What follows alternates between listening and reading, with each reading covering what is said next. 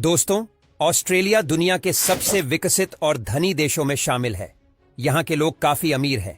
यदि आपको ऑस्ट्रेलिया में कोई गरीब आदमी ढूंढना पड़े तो शायद आपकी खोज काफी मुश्किल हो सकती है। परंतु क्या आप जानते हैं कि एक बेहतर जनजीवन होने के बावजूद भी यह देश यानी ऑस्ट्रेलिया दुनिया के सबसे खतरनाक देशों में शुमार किया जाता है?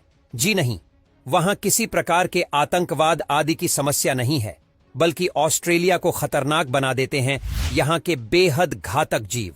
यदि आप ऑस्ट्रेलिया देश में घूमना चाहते हैं तो आपको यह जान लेना चाहिए कि इस देश की 50% भूमि इंसानों से विहीन है। इस भूमि के अधिकतर हिस्से पर रेगिस्तान और वन फैले हुए हैं, जहां पाया जाता है दुनिया का सबसे घातक सांप यानी ताइपैन। इस सांप का कांटा पानी तक नहीं मांगता। ताइपैन सांप का एक बार का दंश 50 कोबरा सांपों के कांटे जाने के बराबर होता है। ऑस्ट्रेलिया के तटीय इलाकों में खारे पानी के विशालकाय मगरमच्छ हैं, तो यहाँ के समुद्रों में शार्कों की भरमार है। सिर्फ इतना ही नहीं, ऑस्ट्रेलिया में दुनिया का इकलौता ऐसा पक्षी भी पाया जाता है जिसके सर इंसानों की हत्या के आरोप हैं। इसे कैसेवरी कहते हैं, जो कई इंसानों की जान ले चुका है। यहाँ कई ऐसी मकड़ियां भी मिल जाती हैं जो इंसानी जान लेने जितना जहर रखती हैं, और दुनिया की सबसे भयानक आग भी ऑस्ट्रेलियाई जंगलों में ही लगते हुए देखी गई है। खैर, यह तो वर्तमान के खतरे हैं, लेकिन अतीत में देश कैसा होगा? माना जाता है कि ऑस्ट्रेलिया की भूमि पर सबसे पहले इंसानी कदम आज से करीब 50,000 वर्षों पहले पड़े थे। जो इंसान यहां सबसे पहली बार गए, उन्होंने किस तरह के खतरे ऑस्ट्रेलिया में झेले होंगे, आज की वीडियो इसी बारे में है। तो चलिए वीडियो को आगे बढ़ाते हैं। परंतु यदि आप पहली बार इस चैनल पर आए हैं तो बिना देरी किए चैनल को सब्सक्राइब करना बिल्कुल भी मत भूलिएगा। नंबर 1, क्वीन काना। दोस्तों, क्वीन काना को आप स्थलीय मगरमच्छ भी कह सकते हैं, क्योंकि अन्य मगरमच्छों की भांति क्वीन काना पानी में नहीं पड़ा रहता, बल्कि मगरमच्छ घोड़े की भांति दौड़ लगाने में सक्षम था। क्वीन काना 40,000 वर्षों पहले ऑस्ट्रेलियाई सरजमी से विलुप्त हुआ है। इसका मतलब है कि जब पहली बार इंसान ऑस्ट्रेलिया पहुंचे तो उनका सामना निश्चित रूप से क्वीन काना नामक मगरमच्छ से हुआ होगा। क्वीन काना के जीवाश्मों से पता चलता है कि इस मगरमच्छ की टांगें लंबी और मजबूत रही होगी, जिनके दम पर यह उछलते हुए कम से कम 30 किलोमीटर प्रति घंटे की रफ्तार से दौड़ लगा लेता होगा। हाल ही में कुछ जीवाश्मों से यह भी पता चला है कि क्वीन काना के पास पंजे नहीं, बल्कि गाय और भैंसों की भांति खुर होते थे, जिस आधार पर कुछ जानकार यह मानते हैं कि इस मगरमच्छ की गति 50 किलोमीटर प्रति घंटा से भी अधिक हो सकती है। यानी क्वीन काना निश्चित रूप से किसी इंसान को दौड़कर पकड़ने में सक्षम था। अब देखा जाए तो मगरमच्छ से बचने के लिए हमारे पास एक ही तरीका होता है कि हमें पानी के निकट नहीं जाना है, क्योंकि मगरमच्छ जमीन पर बड़े ही सुस्त होते हैं। ये किसी चूहे तक को दौड़कर नहीं पकड़ पाते। लेकिन जब पहली बार इंसान ऑस्ट्रेलिया में पहुंचे होंगे तो क्वीन काना ने उनके होश उड़ा दिए होंगे, क्योंकि मगरमच्छ तो वहीं दौड़ते हुए इंसानों का ही शिकार करने में सक्षम था। और ऐसा भी नहीं है कि क्वीन काना कोई छोटा मोटा शिकारी था। इसकी लंबाई 15 से 20 फीट तक हो जाती थी। कोई इंसान इनके सामने बड़ा ही मामूली शिकार था। हाँ, यदि इंसान दौड़ते हुए पेड़ पर चढ़ जाए तो इस मगरमच्छ से जान बच सकती थी, क्योंकि अपने खुरों वाले पैरों के कारण क्वीन काना किसी पेड़ पर चढ़ने में तो बिल्कुल भी सक्षम नहीं रहा होगा। नंबर 2, मेगालीनिया। किसी मगरमच्छ से जान बचाने के लिए पेड़ पर चढ़ जाना बेहतर विकल्प हो सकता है, परंतु यह उपाय छिपकलियों के मामले में काम नहीं करने वाला।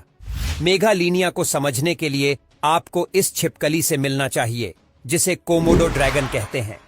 आप यूं समझिए कि कोमोडो ड्रैगन मेगालीनिया की छोटी बहन है, जबकि इनकी बड़ी बहन यानी मेगालीनिया 30 से 35,000 साल पहले ही विलुप्त हो चुकी है। वैज्ञानिक दावे के अनुसार ऑस्ट्रेलिया में पाई जाने वाली मेगालीनिया अब तक पृथ्वी पर विचरण करने वाली सबसे विशालकाय छिपकली थी, जो 25 फीट से भी अधिक लंबी हो जाती थी। ये छिपकलियां बड़े बड़े झुंड बनाकर रहती थीं, और इनके झुंड के करीब यदि कोई इंसान गलती से भी गया होगा तो उस इंसान का एक भी अंश नहीं बचा होगा। मेगालीनिया छिपकली के पंजे काफी चौड़े और इनके नाखून बिल्लियों जैसे थे, जिससे पता चलता है कि ये बड़ी ही आसानी से पेड़ों पर चढ़ जाने में भी सक्षम होगी। वैसे बड़े आकार के मेगालीनिया का वजन 2000 किलोग्राम तक हो जाता था। अब जाहिर है कि हिप्पोपोटामस जितनी भारी छिपकली पेड़ पर नहीं चढ़ पाती होगी। शायद कम उम्र की मेघालीनिया ही पेड़ों पर निवास करती होगी। वर्तमान कोमोडो ड्रैगन के मामले में भी ऐसा ही है। जब ये कोमोडो छिपकली छोटी उम्र की होती है तो दौड़कर पेड़ पर चढ़ जाती है, परंतु बड़ी और भारी होने के बाद ये ऐसा नहीं कर पाती। मेघालीनिया की खोपड़ी काफी चौड़ी है, इसलिए कुछ वैज्ञानिक यह भी मानते हैं कि इस बात की संभावना काफी अधिक है कि इस छिपकली के पास सांपों की भांति विष ग्रंथि और विषदंत भी होते होंगे। अब जरा सोचें कि 25 फीट लंबी छिपकली अपने दांतों में जहर लिए यदि हमारे सामने खड़ी है तो भला हम ऐसे स्थान पर क्यों रहना चाहेंगे। ऐसे में उन इंसानों की हिम्मत की दाद देनी चाहिए जिन्होंने सबसे पहले ऑस्ट्रेलिया को अपने निवास स्थान के रूप में चुना था। नंबर 3, डिप्रोटोडोन।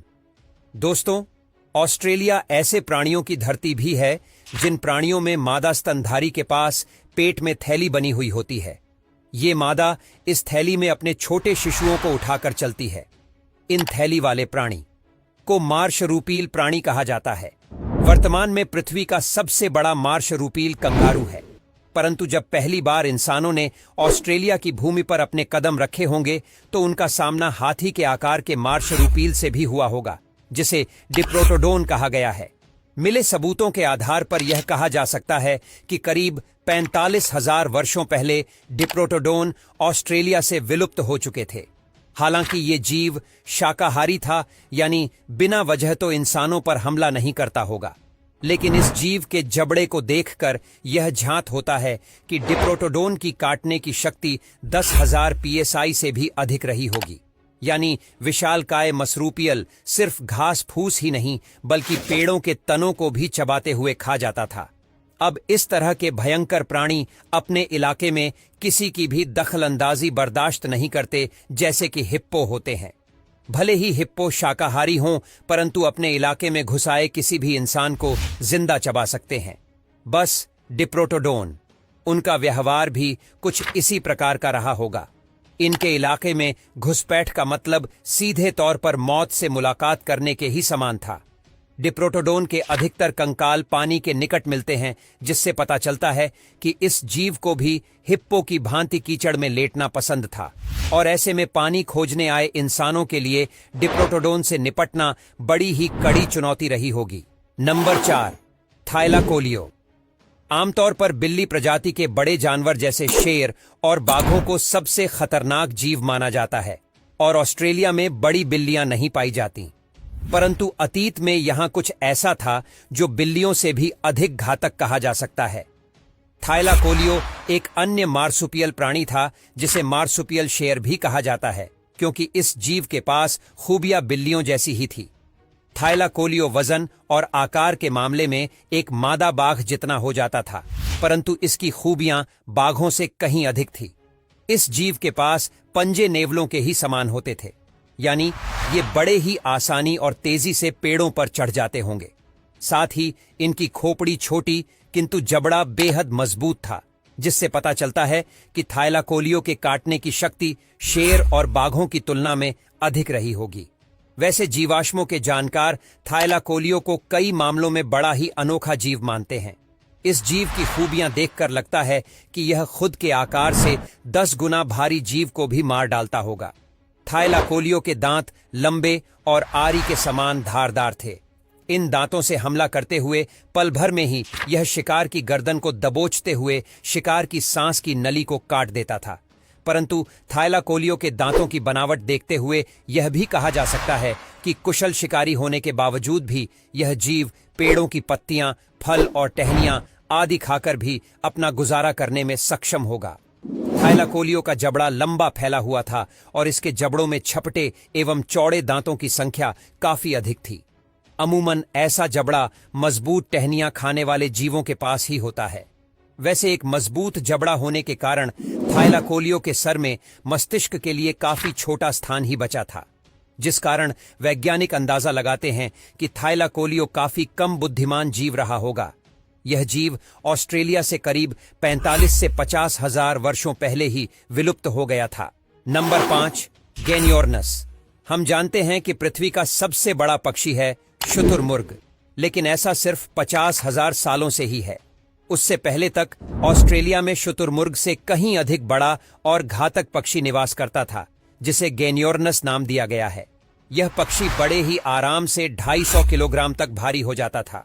हालांकि कुछ हद तक संभावना इस बात की है कि गेनियोर्नस मांस भक्षण नहीं करते थे, परंतु इस पक्षी के पैरों के नाखून किसी तलवार की भांति ही दिखाई पड़ते हैं, जिस आधार पर यह माना जा सकता है कि गेनियोर्नस एक शानदार हमलावर पक्षी था। इस पक्षी की चोंच भी बाजों के ही समान थी, जिस आधार पर कुछ जानकार यह भी मानते हैं कि वास्तव में गेनियोर्नस शाकाहारी नहीं बल्कि मांसभक्षी पक्षी था। वैसे यह भी देखा गया है कि पक्षी कभी पूर्णतः शाकाहारी नहीं होते। बीज आदि खाने वाले पक्षी भी अक्सर कीड़े मकोड़ों को बड़े ही चाव से खाते हैं, यानी हो सकता है कि गेनियोर्नस भी कभी कभार शिकार पर हाथ आजमा लेता हो। यह पक्षी 10 फीट की ऊंचाई रखता था और अपने मजबूत पैरों के दम पर काफी तेज गति से दौड़ लगाने में सक्षम रहा होगा। किसी इंसान को दौड़कर पकड़ लेना गेनियोर्नस के लिए बेहद ही साधारण सी चुनौती होगी। वैसे गेनियोर्नस उसके पंख काफी छोटे थे, जिस कारण यह उड़ने में सक्षम तो बिल्कुल भी नहीं था। गेनियोर्नस के अधिकतम जीवाश्म उन्हीं इलाकों में मिलते हैं जिन इलाकों में वर्तमान समय में सबसे अधिक इंसान रहते हैं।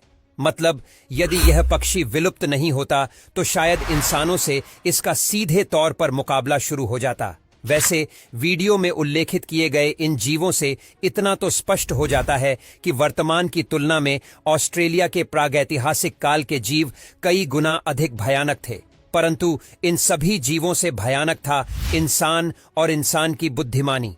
अपनी बुद्धिमानी के दम पर इंसानों ने अपने रास्ते में पड़ने वाले हर खतरे को उखाड़ फेंका और इस पृथ्वी पर अपना राज कायम किया। इससे सिद्ध होता है कि ताकत कभी बुद्धिमानी से नहीं जीत सकती। यह वीडियो आपको अच्छा लगा हो तो वीडियो को लाइक करना ना भूलें। चैनल से जुड़े रहने के लिए चैनल को सब्सक्राइब करना भी बिल्कुल ना भूलें। वीडियो देखने के लिए आपका बहुत बहुत धन्यवाद।